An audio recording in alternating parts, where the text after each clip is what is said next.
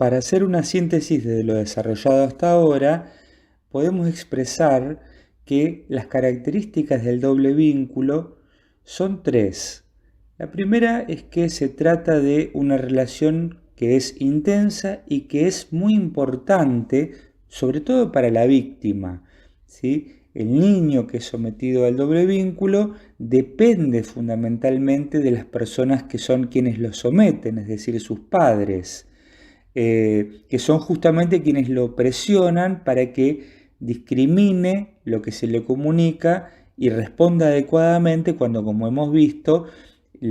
hay una contradicción entre los órdenes de mensajes a los que se somete al niño. Y esa es justamente la segunda característica. Los órdenes de mensaje que le ofrecen al niño para que resuelva, identifique y responda son opuestos entre sí en algún nivel, uno niega al otro, son contradictorios. Como hemos dicho anteriormente, no es que se trate de una contradicción abierta y evidente, no es que le dicen al niño anda para allá y al mismo tiempo le dicen vení para acá, sino que le ofrecen un mensaje en un nivel, por ejemplo, verbal, y un segundo mensaje en un nivel no verbal o viceversa, que es opuesto al primero. Y hay un supuesto de ser castigado en los dos mensajes en caso de no cumplirlos. Y como el niño es incapaz de comentar, de metacomunicar la situación, y tampoco tiene a nadie que interceda por él para señalar lo imposible de la resolución, va quedándose atrapado y va perdiendo entonces la capacidad de identificar los modos comunicacionales y va desarrollando distintas respuestas a esto, como veremos a continuación. Pero lo fundamental también es que el niño no consigue entonces identificar los modos comunicacionales de su propio pensamiento, porque además lo ponen a dudar constantemente acerca de su percepción. Una vez que percibe algo, esa percepción le es negada por el mensaje de orden opuesto que se le pide que cumpla también. Bateson señala que un primer tipo de respuestas que puede producir el niño es preocuparse por tratar de discriminar qué es lo que le están diciendo. Entonces, a partir de eso puede desarrollar el hábito de suponer que todo lo que le dicen tiene en realidad un significado que está oculto y que es perjudicial para su bienestar. Entonces ahí nos encontramos, dice Bateson, con la línea de respuestas paranoides que se dan en algunos cuadros de esquizofrenia. También puede pasar que el niño, frente a esta encerrona que se le ofrece con el doble vínculo, a esta imposibilidad de resolver adecuadamente, o dicho de otra manera, a esta situación en la que pierde de cualquier forma en que responda, puede suceder que aprenda a responder con vaguedad, es decir, aceptando todo lo que le dicen o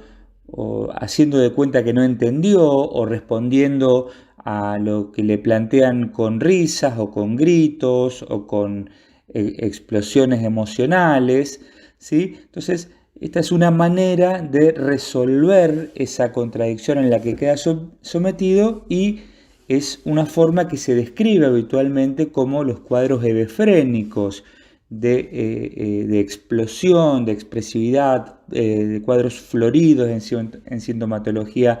esquizofrénica. O también, dice Bateson, lo que puede tratar de hacer el niño, confrontado a esta paradoja que no puede resolver, es tratar de hacer de cuenta de que no recibe ningún mensaje. Retira completamente el interés del mundo externo, entonces el niño va quedando paulatinamente sumido en el mundo de la catatonía, en el retirar el interés del mundo externo, en la desconexión, en la introversión, ¿sí? Como manera de resolver esta cualidad paradójica, esta cualidad de sin salida que tiene la situación del doble vínculo. En la descripción que Bateson y su equipo de investigación formulan a partir de haber entrevistado, como se dijo anteriormente, a cerca de 400 familias estadounidenses a principios de la década del 50, hay algunas generalidades que se desprenden que probablemente sean fruto de ese contexto histórico, social y cultural. Por ejemplo, Bateson señala que en general es la madre, al menos en los resultados de sus investigaciones, quien es la persona que más habitualmente funciona proponiendo la relación de doble vínculo al niño, mientras que el padre, en las observaciones de este equipo, ocupa un lugar más periférico, pero no menos importante en la consolidación del doble atrapamiento. En principio, Bateson señala que la madre, en general, en estas familias, se comporta de una manera hostil y se angustia frente a la proximidad del niño. Esto es lo que le produce sentimientos de rechazo hacia el niño, pero que a la vez no dispone de la capacidad de aceptar esta sensación de rechazo hacia su propio hijo. Entonces niega este movimiento de rechazo expresando una conducta amorosa que intenta persuadir al niño de que responda a ella, con la amenaza velada de que si el niño no responde, ella puede alejarse. Pero frente a esta situación de doble mensaje, de por un lado el rechazo y por otro lado la expresión de una conducta amorosa que requiere reciprocidad, como decíamos en una parte anterior del material pasado, falta alguien, falta un adulto que pueda intervenir a favor del niño para apoyarlo frente a las contradicciones. Dijimos que el niño en general, los niños más pequeños y a lo largo de todo el desarrollo, no tienen los elementos subjetivos, simbólicos y el nivel de abstracción necesario para comentar el atrapamiento en el que se ve reducido, y el padre, como decíamos recién también, se mantiene al margen validando la conducta de la madre con esa marginalidad, porque el padre u otro adulto podría intervenir a favor del niño, apoyándola en sus percepciones o eventualmente señalándole a la madre que está sometiendo al niño a una contradicción irresoluble. Pero bueno, en general, Bateson encontró en sus investigaciones que el padre ocupa un lugar prescindente en este conflicto, lo cual deja el camino allanado para que el doble vínculo se establezca de forma más permanente. Entonces el niño en esta situación es castigado cuando discrimina adecuadamente la expresión de rechazo de la madre, y también es castigado cuando discrimina incorrectamente la percepción de búsqueda de aceptación de la madre. Entonces, en definitiva, haga lo que haga, el niño pierde, es castigado, cae bajo alguno de los castigos a los que es amenazado y expuesto. Y por otro lado, decíamos que la madre también bloquea la posibilidad de metacomunicar del niño, lo mantiene atrapado en esa encerrona, y el niño entonces va creciendo sin saber bien o con una fuerte confusión respecto de qué le dicen cuando le dicen, qué quieren decirle. Duda también de su propia percepción y su propia expresión, en el sentido de que tampoco sabe bien qué quiere decir cuando él mismo habla, qué tiene para decir de esto. Y por sobre todo este esquema también sucede que la madre, en una definición del niño benevolente, interpreta los estados internos del niño, ¿sí? Por ejemplo, podría decir, frente al niño que se encuentra atrapado ante la disyuntiva de acercarse o no a ella, podría decirle algo así como, bueno, lo que pasa es que estás muy cansado, tenés mucho sueño, lo que te conviene hacer es irte a descansar. Entonces, el niño, habiendo sido apresado por dos mandatos, como decíamos, de orden opuesto, y además ahora escuchando que su madre, por su propio bien, le señala algo que él no percibe, como por ejemplo su cansancio, esto amplía aún más el nivel de confusión del niño, llevándolo a también dificultades para distinguir su propio estado interno. No puede menos que confiar en la madre porque ella benevolentemente hace lo que hace por su bien, y bajo esta definición entonces no puede plantear el niño una oposición abierta. Entonces, en líneas generales, la síntesis de las observaciones podrían describirse de modo tal de señalar que el doble vínculo para Bateson y su equipo de investigación es una situación comunicacional. Especialmente ellos se ocupan de describir cómo se desarrolla en el seno de una familia uno de cuyos integrantes, generalmente quien es víctima del doble vínculo, posteriormente será diagnosticado como esquizofrénico, pero también aclaran que el doble vínculo no es una relación exclusivamente intrafamiliar. El doble vínculo es una situación que puede presentarse en un entrampamiento en cualquier otra clase de vincularidad. Lo que sucede es que las características de dependencia que tiene el niño pequeño en relación a sus cuidadores, a su madre, a su padre,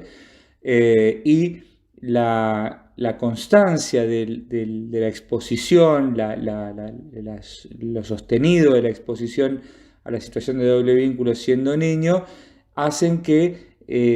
tenga esta dificultad de adquirir la habilidad de identificar los modos comunicacionales. Entonces esto provoca respuestas esquizofrénicas o catalogables como respuestas esquizofrénicas.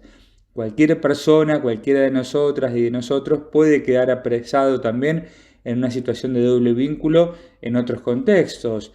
amorosos, de pareja, familiares mismos en la adultez, laborales, educativos, pero en general no, si bien tienen por supuesto un efecto bastante problemático y angustiante y se describen generalmente expresiones de enojo o de angustia o de miedo frente a ello, no tienen el poder tan desorganizante que tiene el doble vínculo descrito por Bateson durante los primeros años de la vida del niño que queda sometido a este esquema comunicacional. Entonces, lo que se expresa de parte del paciente que ha pasado por una situación infantil de doble vínculo sistemático y crónico es reacciones de miedo, de incapacidad de sostenerse a sí mismo, exasperación, enojo. La madre puede pasar por alto tranquilamente esta situación en la que entrampa a su hijo sin llegar a comprenderlo, y el padre está más o menos atrapado en la misma situación, al igual que el paciente, en una posición de prescindencia, como hemos descrito anteriormente. Entonces, desde este lugar,